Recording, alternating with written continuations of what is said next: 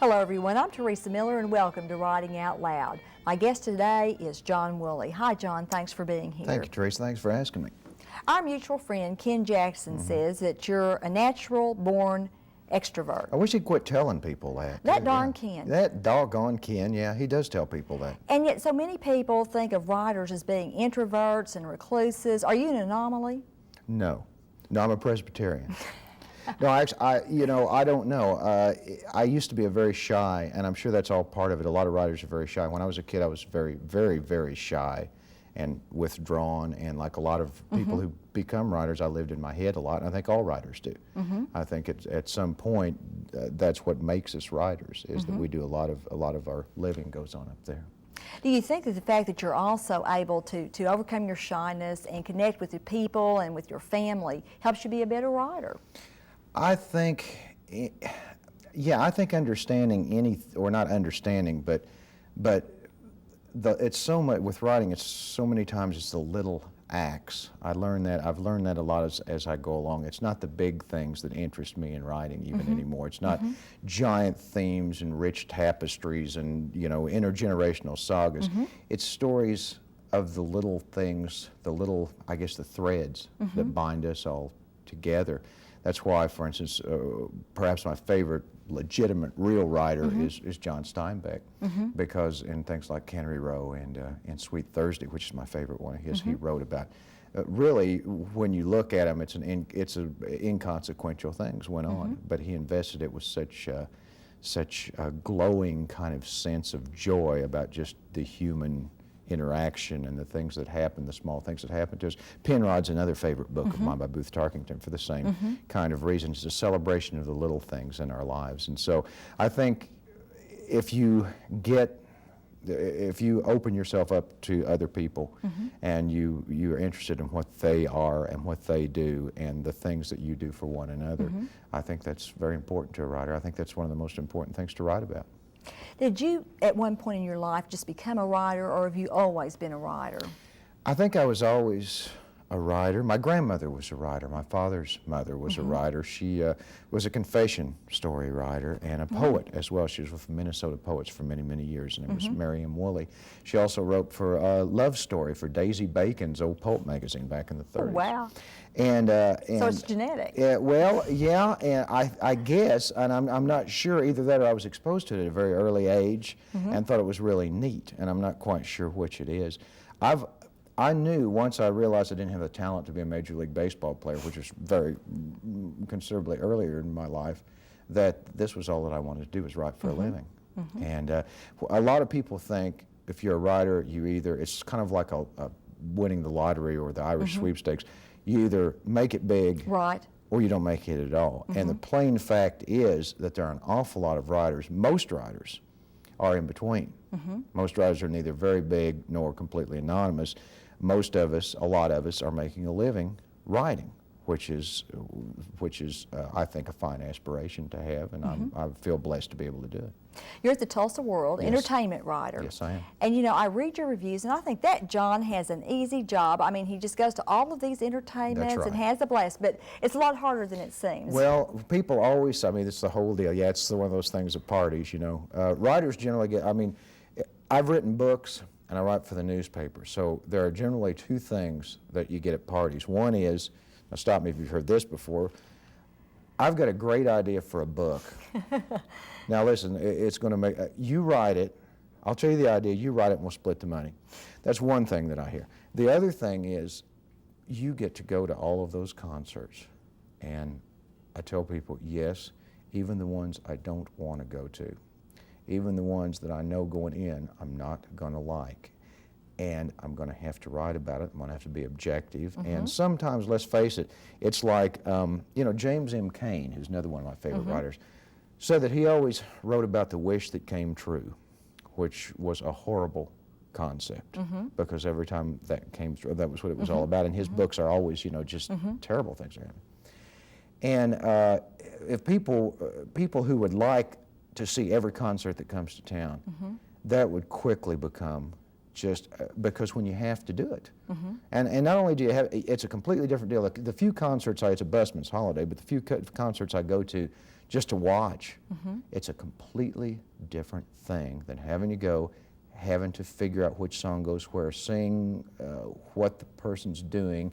Is it working? Is the person better than the last time you saw them? Worse? Are they doing something different? What's the hook? And sometimes you go back then to the newspaper and you've got 30 minutes to write it, and that's it. You've got 30 minutes to fill it up, or you know, and the editors are standing over your shoulder looking at you. So you've got to come up with something cogent, just not throw a bunch of words out there. So it's work, I guess is what I'm saying. It's not seeing the concert is just a small part of it. It's work. You get a lot of feedback on your reviews? Yes, I do. Both positive and negative? Both positive and negative. I tend to be real easy. I don't think I'm a critic. I think the critical faculty, or the critical facilities, I guess, and the creative are in apposition. I think a person, usually I think a person who makes a good critic would not necessarily make a good creator. And vice versa. Because essentially a critic's role is to take something apart and look at it, to dissect something. And a creator's part is to build something. And I think those two things are diametrically opposed. So I'm not really a critic, I'm a reviewer. And reviewing is really a small part of what I do. I far prefer celebrating the lives of people that I write about, of the acts. I do a lot of country music writing. That's what I was hired to do back at the World 13 years ago. And I do a lot of what they call old hippie music up at the paper. They give me that. So I've had the Lovin' Spoonful, and I did the Monkees, and I did Steppenwolf a while back. And I prefer that. I like that a lot better because it also ties into the kinds of magazine articles I've been doing ever since I sold my first one back in '71. I noticed in something I was reading about you the other day that with your reviews that you prefer B movies. Yes, I do. Why do you like to review B movies? I've always been attracted to the things that are not necessarily, that I don't think are celebrated enough. Let me put it that way. I've always found more.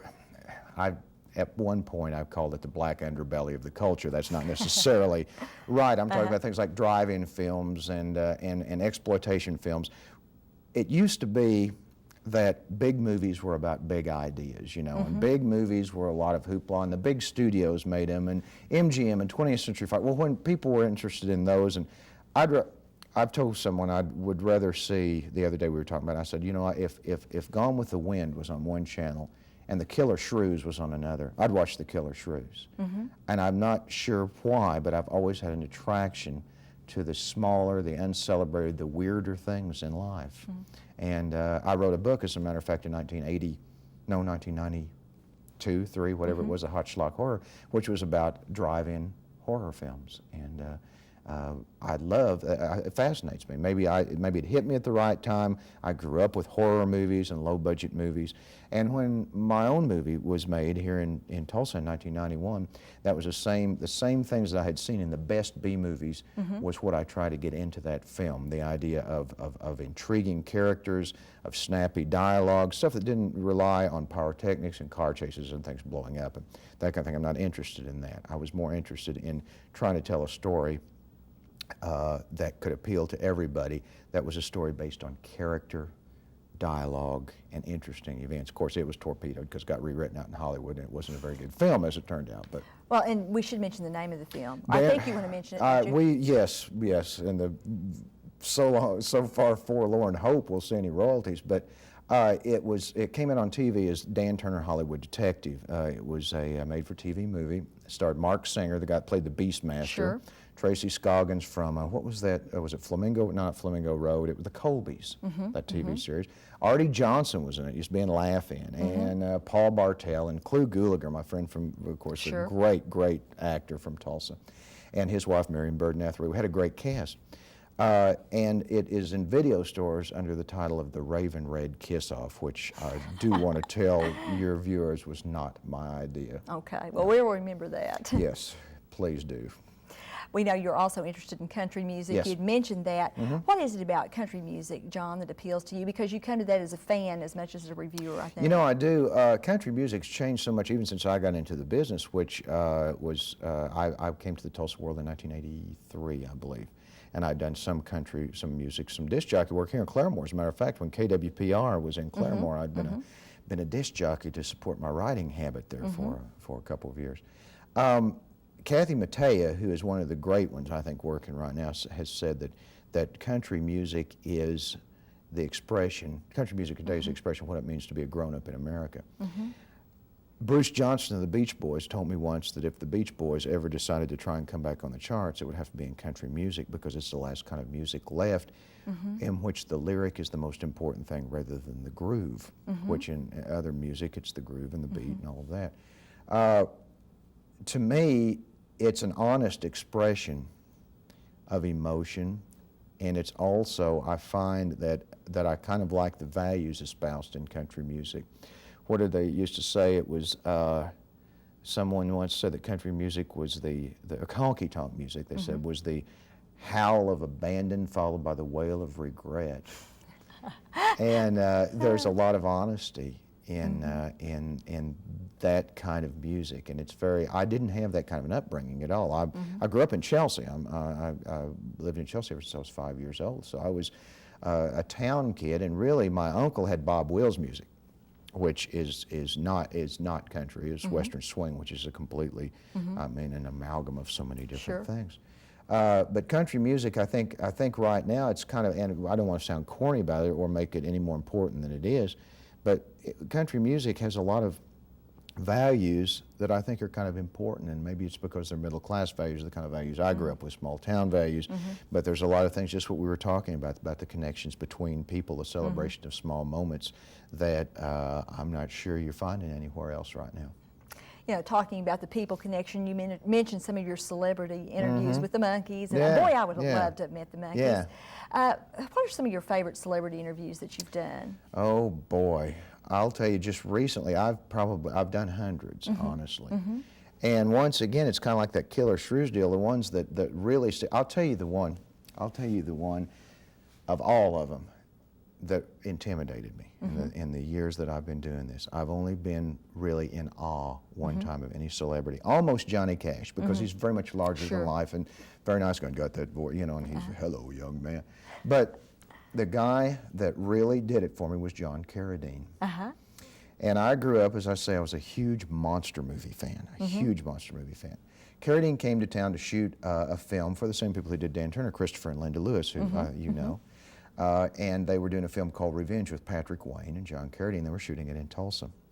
And Carradine came out, and he was, by this time, he was very, this is his next to last film before he died. You know, he died coming back from South Africa, making his last film. He went from here to South Africa to make that film. So anyway, so do I have time to tell you the story? Sure. All right. So they're shooting out kind of down on the Okmulgee Beeline, but back a little bit.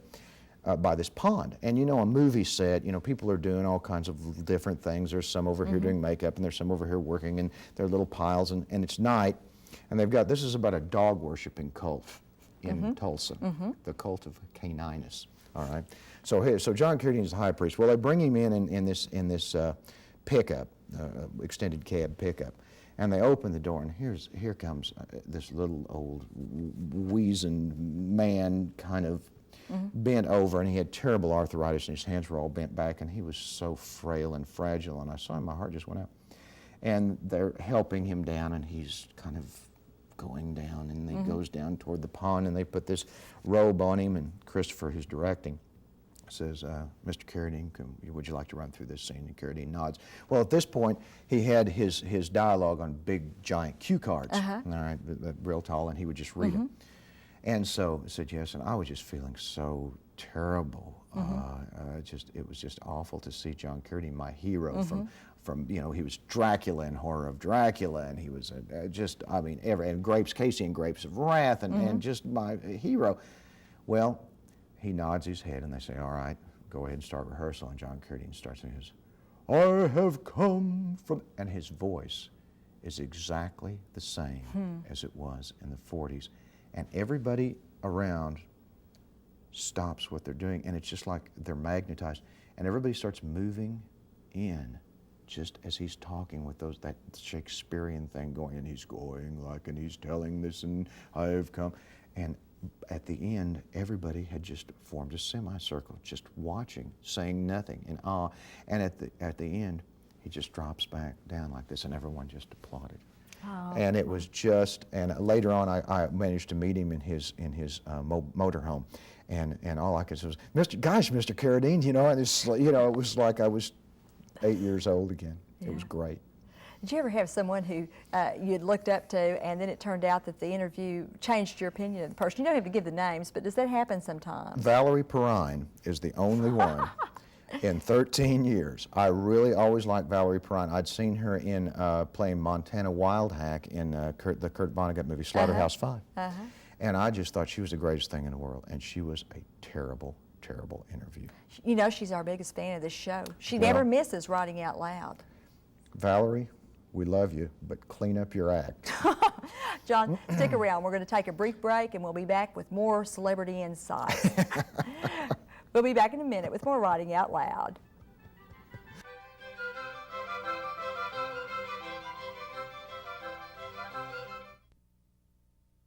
This is an RSU-TV Encore presentation of Writing Out Loud.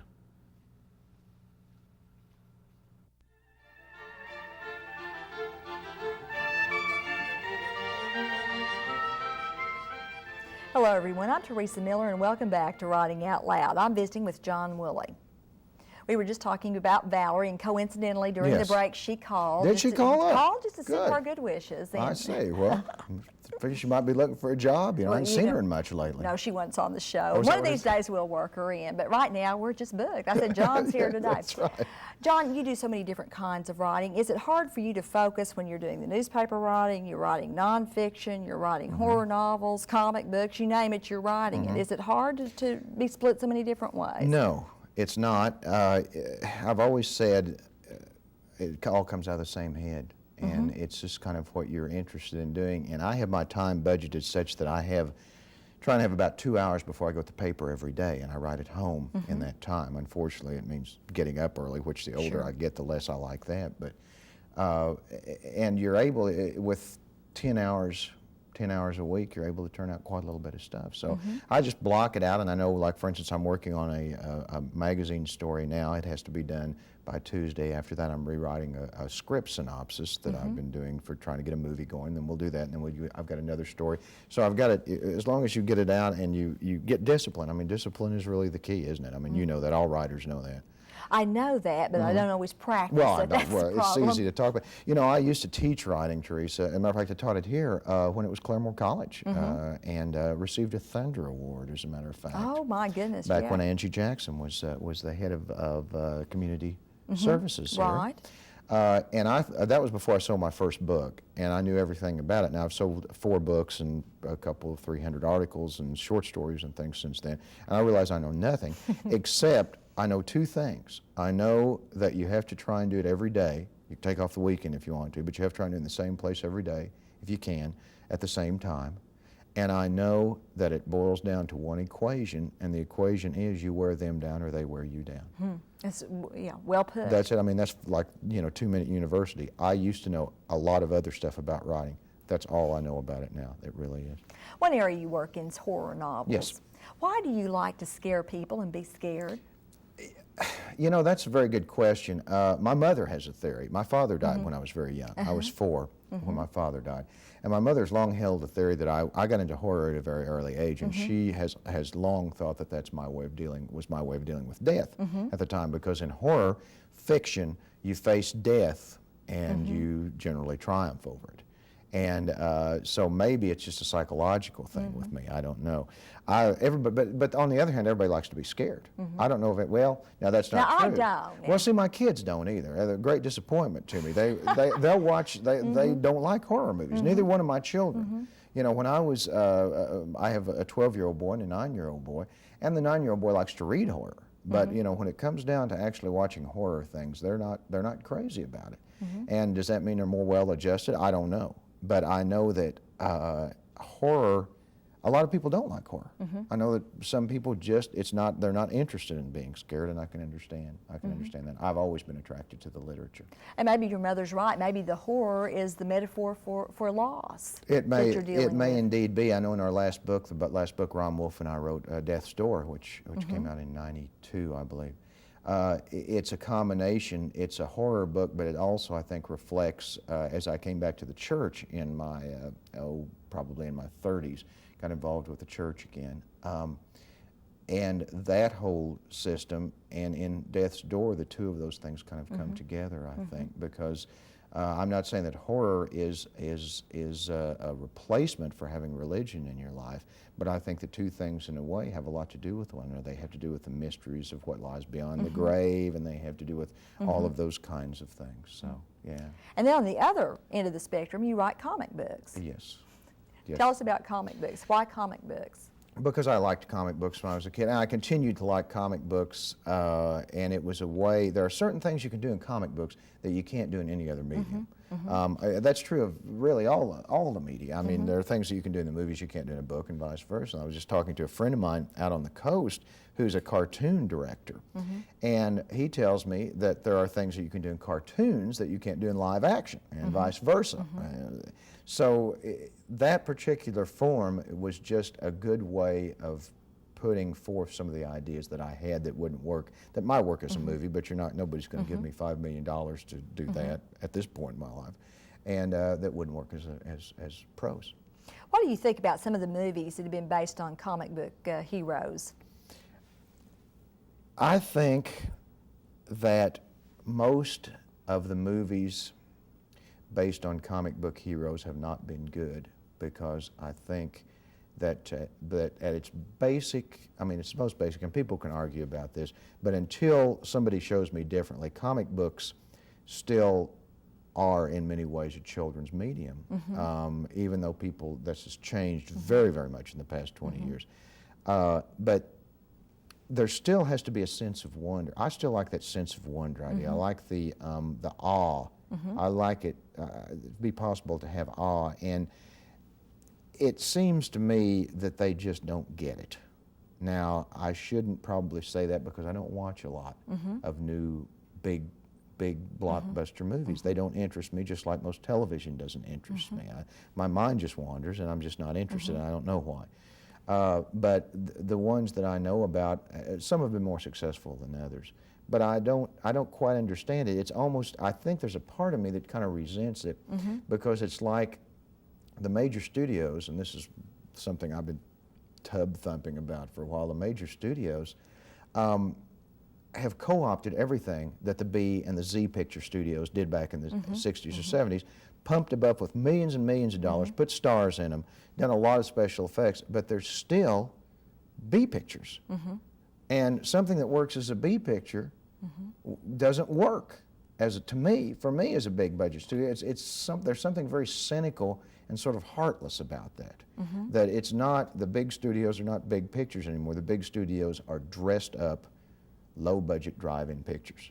I mean, look at any action picture you want to look at. It was done better for $500,000 in the 60s or the 70s. That's just my idea. Well, and you're also a playwright. In addition to all these other things, you're a playwright. Yeah. And recently, your one act, Cafe Purgatory, opened at the Heller Theater. That's and right. you were in the audience, and I was there the opening night. That's right. What's it like as a playwright to sit there and you have immediate response Yes, to you your do. words? Is that scary? Is that intimidating? No, it was really good. I didn't go to any. I didn't go to any of the rehearsals because I just didn't want to do that. I wanted them to go ahead because I knew going in was a collaborative medium. I told everybody I wrote a play because I was looking for a way to make even less money with my writing. And I think I found it. You may have. Yeah. Wonderful play. Well, though. thank you. Thank you very much. I thought it was great. I really enjoyed it. You have in your head, as a novelist, of course, your characters speak exactly the way you think they ought to speak because they're only speaking in your mind. When you're a playwright and you're writing that same thing, sometimes you're dealing with a real person and not your mental landscape and your mental characters anymore. So sometimes they give a different line reading, or perhaps this is like a different physical type, or they do a different bit of business than you would think. But I mean, that's a collaborative medium. That's what you're supposed to, it's like writing a movie. I mean, that's what you're supposed to. So they're bringing things in too, and it's not just you. I thought it was certainly as much a reflection on the cast as it was on my work, that the play worked as well as it did, and along with Melanie's Fry play, The Object of Their Affection, broke records out there at Heller Theater. Does the actor make a difference in the way the play comes across? I mean, think could you so. see your same one act with a different set of actors? Maybe you'd still like it, but it would just be different. I'd like it no matter, I mean, it's like every writer in the world. You'd like anything if your name was on it and people clapped. I mean, you know, sure, yeah, I'd like it, no matter how they did it. So, yeah, I'd just like to see different interpretations of it. I'd like to see more people, and of course I've got it out trying to take it other places, so we'll see what happens. Well, good luck on that, Thank and you. congratulations on the success Thank you. there. John, we just have about a minute left. Tell us what you're working on, if you can even do that in a minute. You have so many projects Well, I'm working going. on a new novel called Ghost Band. It's the first horror novel I've written by myself. Ron Wolf, my writing partner on the past 3, is now down in Arkansas and working for the Arkansas Democrat Gazette, and he's working on a new novel on his own. Close friend of Valerie Perrine's. Yeah, yes, that's just real. We're running that Valerie Perrine fan club. You know, it takes a lot of time. A lot of magazine articles. I've been working for Baby Boomer. I have a monthly column for them, a column for a horror movie magazine, Fangoria. I write a lot for them, and working on a couple of movie scripts.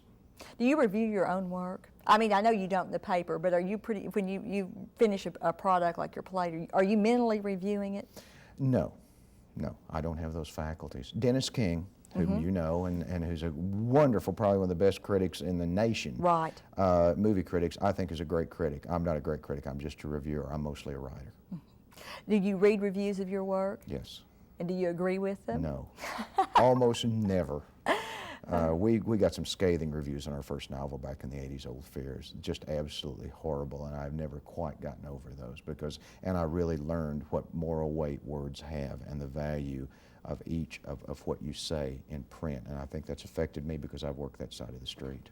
Well, even though you didn't make it as a baseball player, you've made it as a writer. John, Well, thank you, congratulations, and thanks for being here.